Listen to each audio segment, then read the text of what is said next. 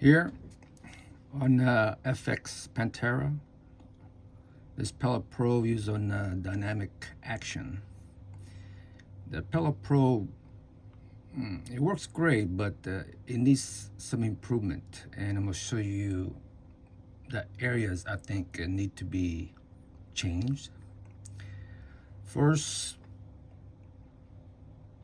is this set screw location. When you tighten the set screw you hit here is a little bridge here between. There's a cut down area. It's smaller, and this angle the set screw sits on, and I think it should be located on this side of the bridge, the rear bridge. Now when you tighten the set screw, it's going to hit this bridge, and when further you tighten it, it would force the pellet probe out to align because this bridge is in the way, so it will sit on this flat piece. So it's forcing it off this flat section, and this flat section sit on the back of this, the pellet probe carrier. To sit flush here, that would help the probe to be centered and not moving around as much when you tighten down the set screw. So it's going to sit flush in the backing. When the set screw sits here, it's not going to do that. Plus, the second is the tightness, the clearance, the tolerance. Now, when it's in there, right? Now, let me put this in action so it doesn't move around. When it's fully sitting on the back, right, you can see how much it wobbles. All right. So since the set screw is pushing it out, it's not going to be square with the backing. So this will get misaligned when you tighten the set screw. So you just have to verify it's going into the magazine or the breech. If not, you have to loosen a little bit and move it around till it's centered and tighten the set screw. All right. Now, on the BC probe that's manufactured, I designed it, and what I've done, see this pin? All right. This pin is, let me measure this pin thickness because it does matter. It's 2.97. Now the OEM probe is 2.87. So 0.10, this pin is larger. OD. That means it's not going to move around as much here. And the tolerance of the square is slightly bigger to close the tolerance. So now, when you install it,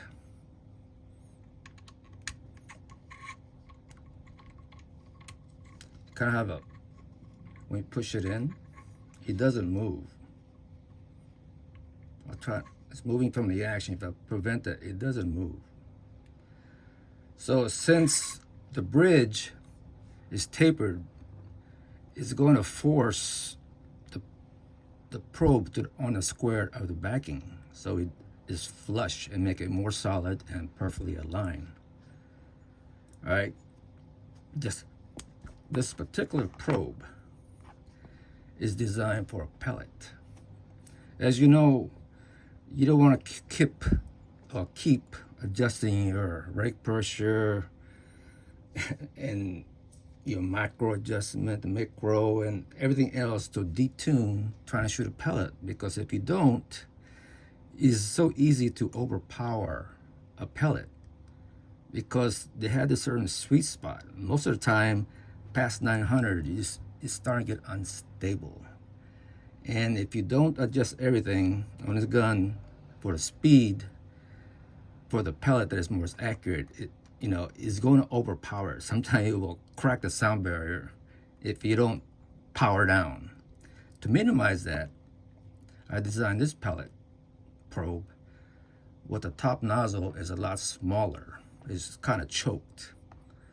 Here's a 30 caliber, right? And look at the size difference of the top transport. A huge difference. And the nozzle, as you can see, is way smaller. So this is going to choke the volume of air on a plenum and reduce it down to an hourglass. So to me, it doesn't matter how much the plenum fluctuate, how much it recharge and unstabilize, right? It's not going to matter as much because it's going to a choke area and come out in very consistent blast of air. All right, and we'll cover the slug probe that's coming out soon, and then I will show you a pin probe version, and that's also coming out. That's going to look like this. All right, so that's all the benefits of this BC precision probe. Okay, the other major change on this BC custom probe is the length. It's a little 5 mil longer compared to the OEM one.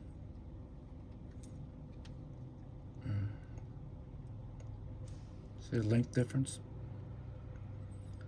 The reason I made it longer is to seat the pellet further into the land. All right, as you can see, here's the OEM probe, and it's trying to slide it into the liner. It stops at the front. All right, it doesn't go in any further than that. It doesn't matter what twist rate liner you have, the land location is in the same place. The bore of this liner is still the same, pretty much, and it still won't go in. Now, this pellet probe is cut down to here before the transport above it, so it could slide in further. All right. So it has a better seating. So when the pellet or slug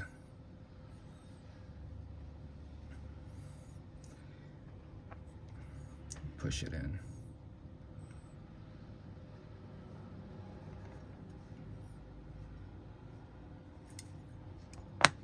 if you in the breech is easier in the action to push it in. Anyway, okay, let's try this pellet here.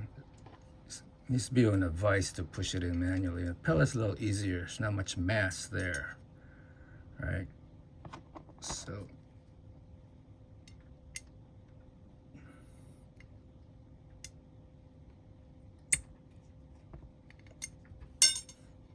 yeah, that's inside. Let me measure how deep it went.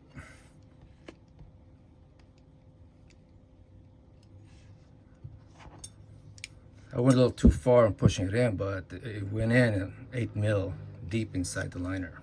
And it's tighter there, and it's really sealed against the lands. Now, when it's sealed like that, look at that, inside, when the air comes in, it's it's cupped around the liner, so it's less escape of the air trying to push the pellet out the barrel. A liner has a better seal, right? And when you actually going to use this probe, you actually feel you're pressing the ammo inside the liner. Deep inside the liner has a better seal and it's more perfectly aligned. Now, you see how the ammo, how far it goes in. This is a slug.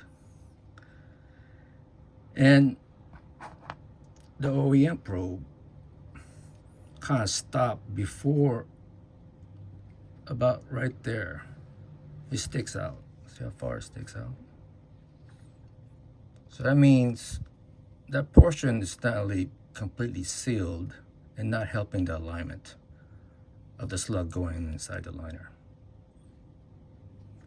All right, that's the major advantage, I would think. No, it is, in a way. Also, since it's longer,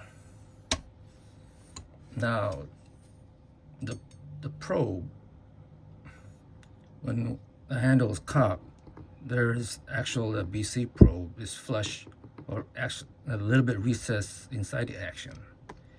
Now, the OEM probe sits about 6 mil back. But there, you can't see it back there.